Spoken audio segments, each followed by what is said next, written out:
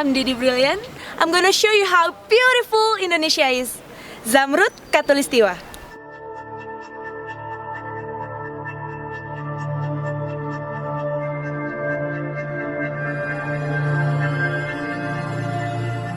Dataran Tinggi Dieng sejatinya adalah sebuah desa kecil di Provinsi Jawa Tengah.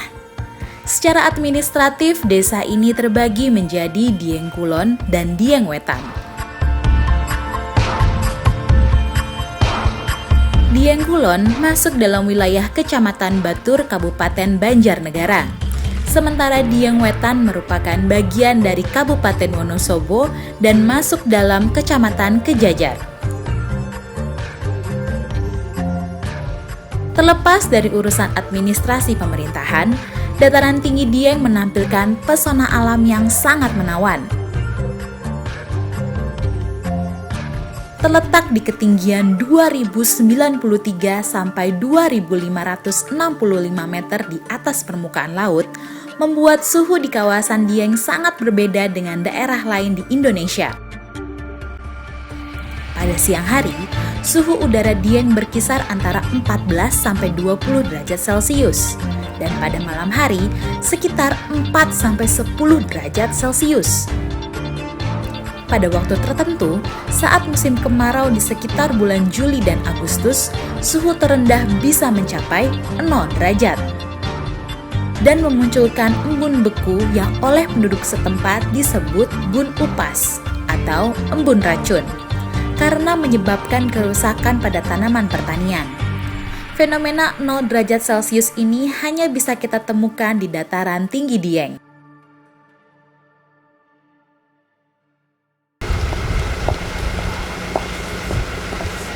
Selamat pagi, Pak. Hal tiket harga berapa, Pak? Tiketnya per orang 10.000 untuk ke objek ke Kompleks Candi Arjuna dan Kawaskita. Oke, saya beli satu ya, Pak ya? Iya. Ya, Pak. Bukanya sampai jam berapa ini, Pak? Dari jam 7 sampai jam 5 sore. Oh, jam 5 sore udah tutup ya? Oke, terima kasih ya, Pak ya. Mari. Dingin sekali di sini. Nah, saya sudah beli satu tiket senilai Rp10.000, berlaku untuk dua kawasan, yaitu kawasan Candi Arjuna dan juga Kawasikidang. Penasaran seperti apa? Ikuti saya yuk.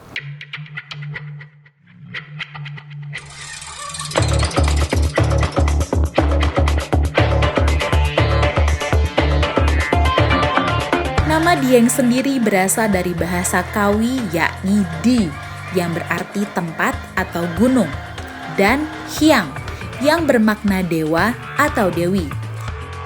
Secara keseluruhan, dua kata ini berarti daerah pegunungan tempat para dewa dan dewi bersemayam.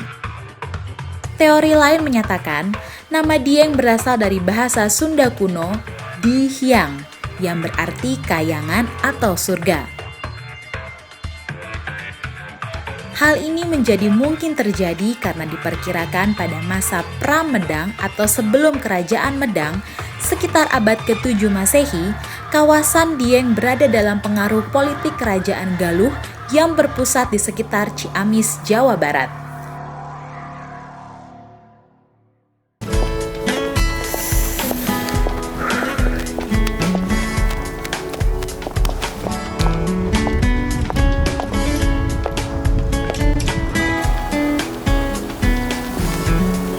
Di papan ini terdapat informasi peninggalan peradaban Hindu di Dataran Tinggi Dieng.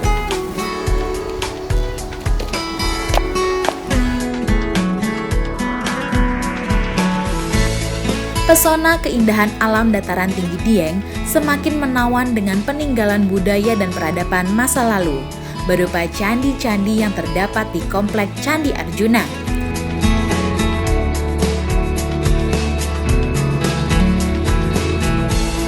Kompleks candi ini menjadi salah satu lokasi favorit wisatawan yang datang berkunjung. Keberadaan situs berupa candi ini bukan hanya sekedar ikon wisata, namun seakan sebuah penegasan akan kejayaan peradaban masa lalu Dieng.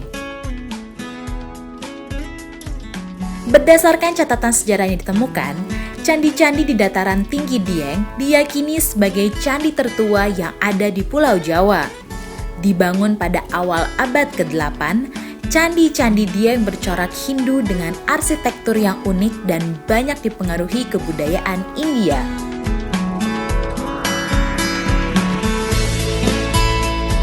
Di kompleks Candi Arjuna juga terdapat sebuah situs berupa bangunan yang disebut Dharmasala. Dharmasala adalah tempat beristirahat para peziarah dan tempat persiapan untuk melakukan upacara keagamaan.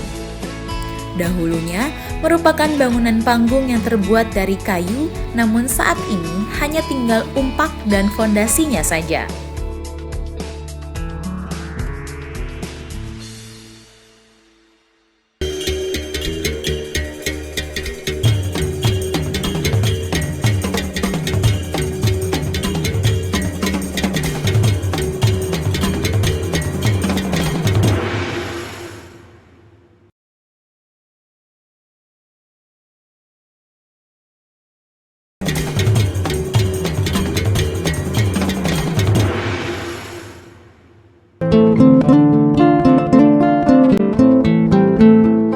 Di sebelah kanan saya terdapat tumpukan batu yang dulunya menjadi bangunan Dharmasala.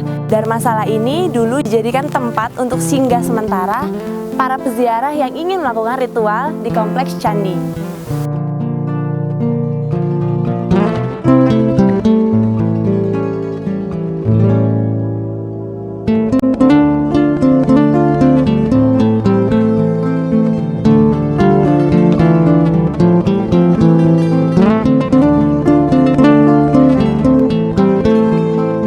Batu yang saya duduki ini adalah fondasi bangunan Dharmasala seperti yang ada di belakang saya ini.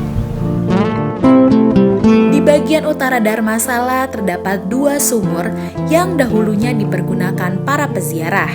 Satu bukti bahwa Dharmasala memang secara aktif dipergunakan para peziarah yang hendak melakukan ritual keagamaan. Di bagian belakang kompleks Dharmasala terdapat dua buah sumur yang dinamakan Sendang Sedayu.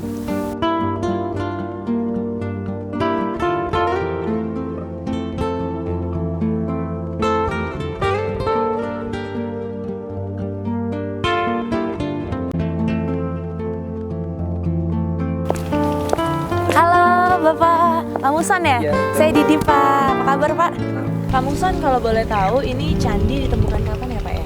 Candi-candi ini diketemukan pertama kali pada tahun 1814 oleh ahli arkeologi dari Belanda yang bernama H.C. Cornelius. Baru 42 tahun kemudian, tepatnya tahun 1856, itu diadakan penyelamatan yang kedua dengan dilakukan pengeringan lokasi ini. Jadi mereka membuat saluran air atau channel yang dikenal oleh masyarakat Dieng Kasiran Aswatama atau Babahan Aswatama. Iya. Hingga sampai saat ini kita bisa melihat wujud asli dari candi-candi Hindu yang ada di Dieng ini. Kalau dari jumlah candi yang berada di kompleks Candi Dieng ini ada berapa banyak sih Pak? Kalau kompleks Candi Arjuna, di sini ada 5 buah candi yang masih utuh. Iya. Ada Candi Semar, Candi Semar, Arjuna, Candi Serikandi, Sembadra, dan Candi Puntadewa. masing-masing candi ada hubungannya tidak Pak dengan sejarah yang terjadi pada masa itu? Jadi candi-candi ini dulunya nggak ada namanya sama sekali. Kemudian karena untuk mengidentifikasi satu candi dengan candi yang lain, para penganut orang-orang Hindu itu memberi nama dengan diambil dari tokoh-tokoh pewayangan.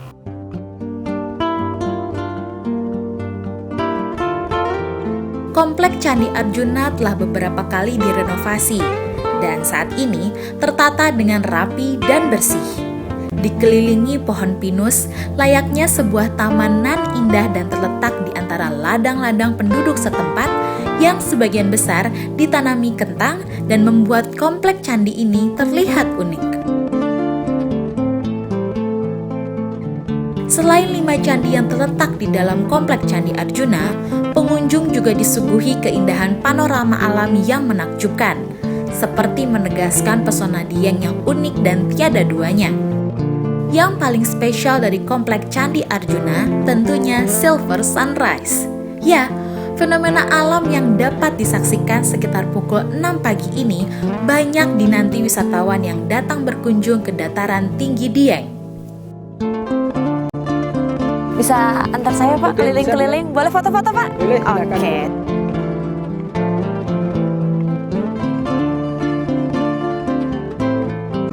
Boleh masuk Pak? Boleh.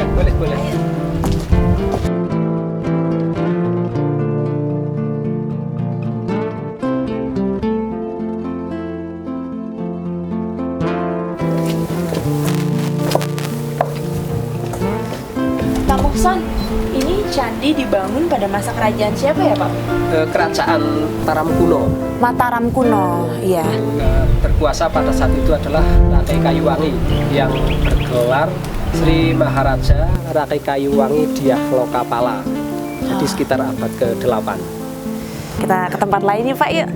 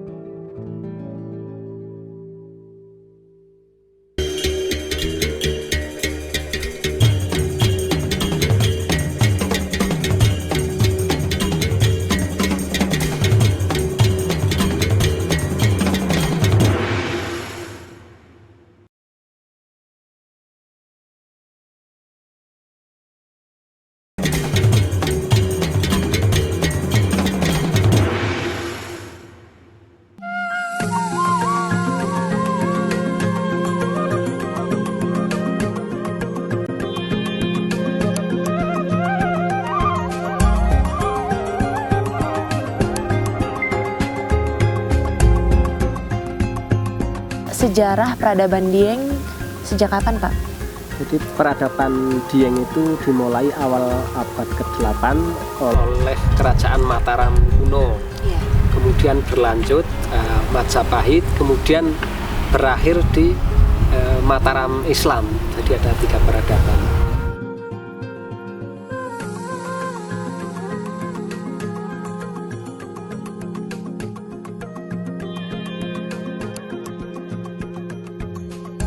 Terus Bapak tadi sempat kasih info sedikit ke saya bahwa Dieng ini sangat spesial. Kenapa Pak spesial? Betul, secara geografis Dieng itu terletak tepat di tengah Pulau Jawa.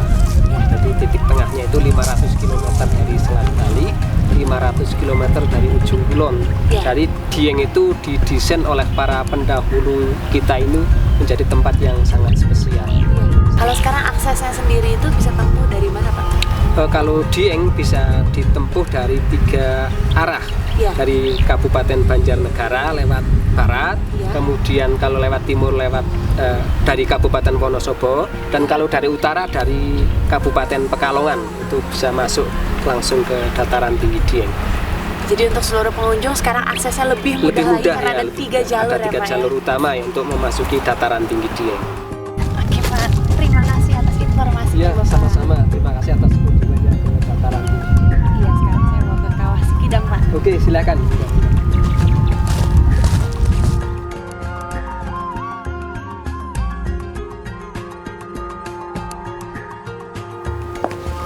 Setelah mengunjungi kawasan Candi Arjuna, sekarang saya mau menuju ke Kawah Sikidang.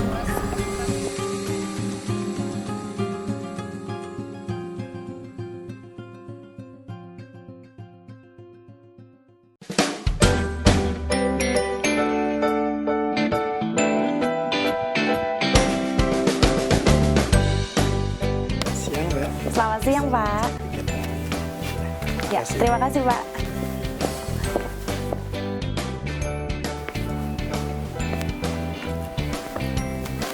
Berbahaya, dilarang mendekat ke kawah.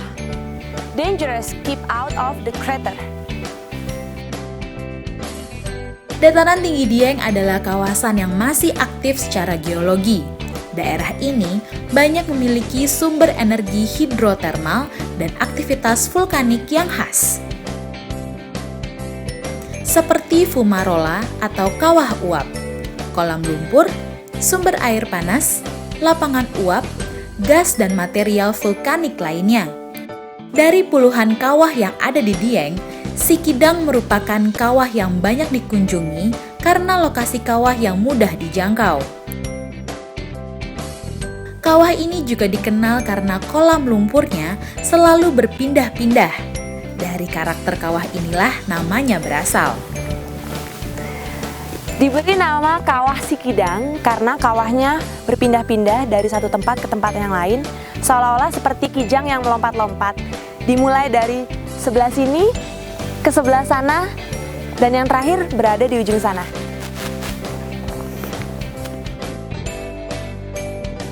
Lokasi Kawah Sikidang yang terletak di Desa Dieng Kulon menghadirkan pemandangan yang sangat berbeda dibanding daerah lain di sekitar Dieng. Terdapat 2 bekas kawah yang sampai saat ini masih menyemburkan gas dan lumpur dengan kandungan belerang yang tinggi dan berbau menyengat. Selain itu juga banyak tempat yang juga masih mengeluarkan gelembung lumpur dengan intensitas yang lebih kecil. Hal ini menyebabkan areal seluas hampir 1 km persegi ini terlihat tandus, namun dengan pemandangan yang indah di setiap sudutnya.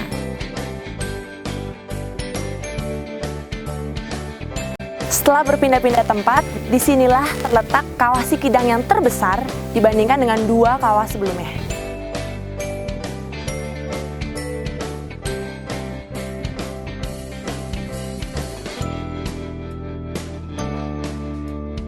Selain kawah-kawah besar, di sekitar Kawah Sikidang juga terdapat letupan-letupan kecil yang mengandung zat yang sama. Seperti ini.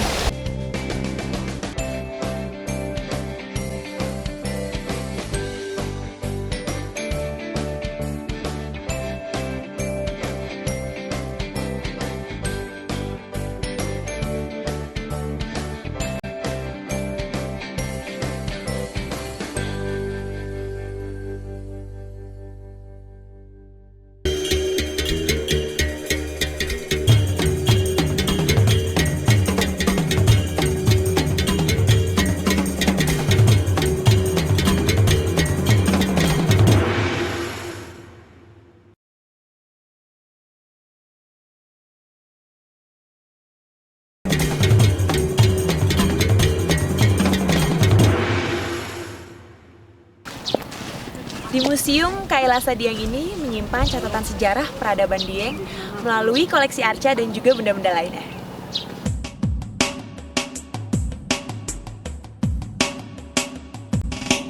Sejarah peradaban Dieng yang tercatat dalam prasasti dan candi, serta artefak yang ditemukan di kawasan ini, menjadi bukti arkeologis dan menunjukkan bahwa Dieng merupakan tonggak awal berdirinya Wangsa Mataram Hindu dan peradaban Jawa kuno. Hal ini tentu tak lepas dari temuan benda-benda arkeologi dan Candi Dieng yang diperkirakan adalah bangunan candi tertua di Pulau Jawa.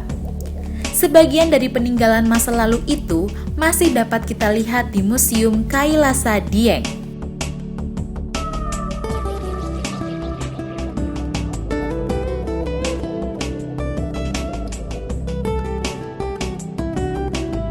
Arca-arca yang terdapat dalam ruangan ini dulunya merupakan benda temuan yang berada di sekitar Dieng.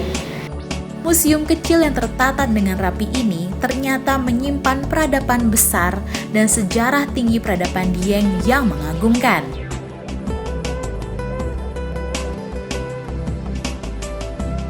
Penduduk Dieng pada masa lalu dikenal sebagai penganut Hindu sekte Saiwa, yaitu pemuja Dewa Siwa.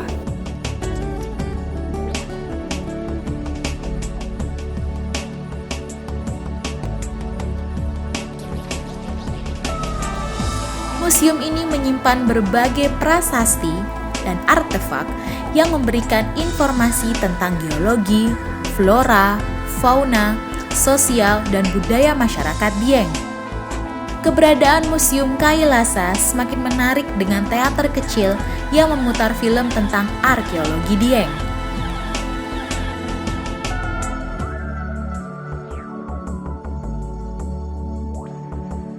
Sebagai daerah pegunungan, Dieng mempunyai areal pertanian yang subur dan sebagian besar ditanami kentang, yang menjadi komoditi pertanian utama di samping berbagai jenis sayuran. Di antara hasil pertanian tersebut, terdapat tanaman endemik yang hanya tumbuh di dataran tinggi Dieng, seperti purwoceng dan karika. Karika adalah tanaman sejenis pepaya gunung yang hanya bisa tumbuh di beberapa tempat di dunia dan menjadi oleh-oleh khas Dieng. Guys, ini adalah karika, tanaman sejenis pepaya yang hanya tumbuh di dataran tinggi Dieng. Karika ini biasanya diolah menjadi sirup ataupun manisan. Biasanya diproduksi oleh rumah-rumah penduduk Dieng.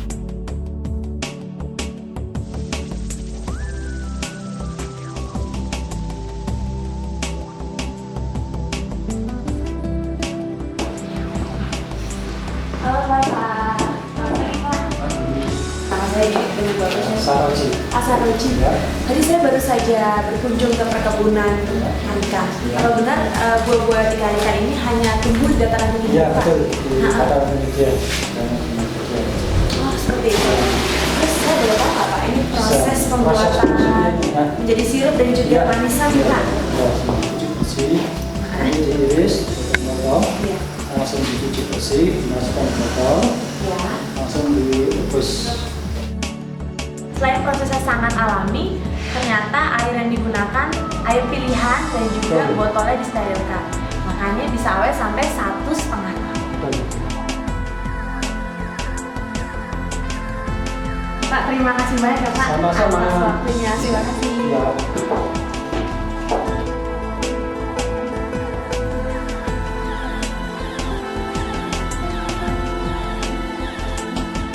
Guys, menelusuri sejarah peradaban Dieng membuat saya lebih menghargai kebudayaan Indonesia. So, see you on the next beautiful place of Indonesia.